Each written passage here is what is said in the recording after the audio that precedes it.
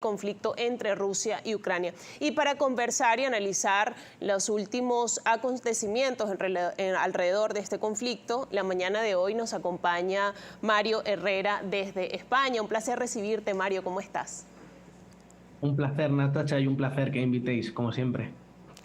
Qué bueno que nos acompañes para, de alguna manera, darnos una perspectiva de los últimos acontecimientos en relación al conflicto. También veíamos ayer que el jefe de la ONU proponía un acercamiento entre ambas partes para poner el cese al fuego definitivo en territorio ucraniano, y también hay información sobre la visita del presidente de España, Pedro Sánchez, a Ucrania. ¿Cómo has visto estos últimos acontecimientos?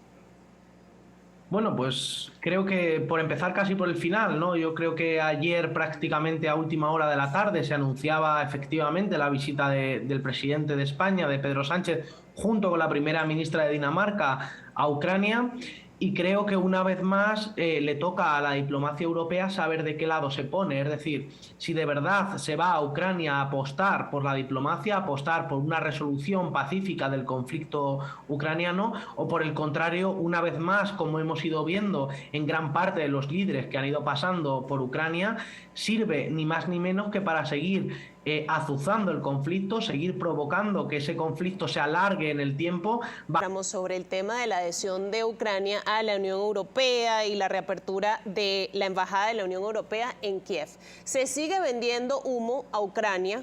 con este tema de la adhesión a la Unión Europea o realmente es algo factible?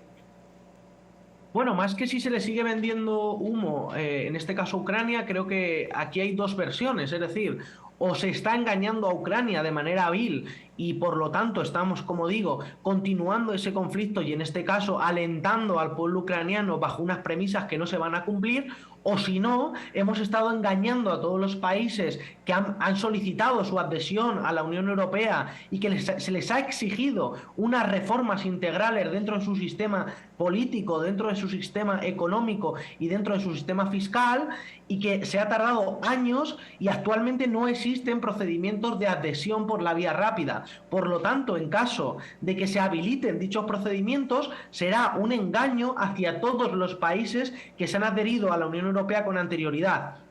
Sin embargo, y vistas las perspectivas y visto tal y como se ha estado actuando por parte de Europa en el conflicto ucraniano, probablemente nos encontramos ante un nuevo brindis al sol, es decir, volvemos a alentar el espíritu ucraniano de pertenencia a la Unión Europea cuando los dirigentes de la Unión Europea no... Las elecciones francesas, al margen de todo este conflicto, ¿qué podemos esperar el domingo? Bueno, yo creo que el domingo podremos esperar, en este caso, una victoria de Macron, pero desde luego es una victoria pírrica y sobre todo es una victoria preocupante, porque recordemos que tal y como está configurado el método de elección francés, en este momento millones de electores se han quedado sin una representación, porque recordemos que Mélenchon, en este caso, que representaba a la Francia alternativa, a una Francia progresista y de izquierda, se quedó a prácticamente menos de un punto de Marine Le Pen, y serán votantes que probablemente terminen en la abstención o votando a Macron precisamente para evitar la subida de la extrema derecha con Marine Le Pen al gobierno francés. Pero sin lugar a dudas hay mucho que plantearse cuando millones de franceses se quedan sin representación, y recordemos que se está eligiendo entre la derecha y la extrema derecha en Francia. Hay que cuestionarse qué está ocurriendo para que en este caso las clases populares se queden sin voz ni voto dentro de los parlamentos y que finalmente terminen apoyando a un presidente que, si algo ha demostrado en Francia, es que va a seguir por el camino neoliberal de las reformas, perjudicando a la clase media francesa y, como vemos, además deteriorando la posición francesa a nivel internacional. Recordemos que desde que Macron es presidente de Francia, probablemente Francia no ha tenido una posición más débil a nivel internacional. Por lo tanto, creo que desgraciadamente en la segunda vuelta los franceses están obligados a elegir entre lo malo y lo peor, y habrá que cuestionarse qué va a ocurrir cuando Macron ya no forme parte de esa escena política, puesto que ahora termina mandato si finalmente revalida. Porque en la próxima, si no corregimos esas dinámicas, probablemente podamos encontrarnos con una Marine Le Pen siendo primera fuerza política de Francia, lo que sería una catástrofe no solo para Francia, sino desde luego para toda Europa.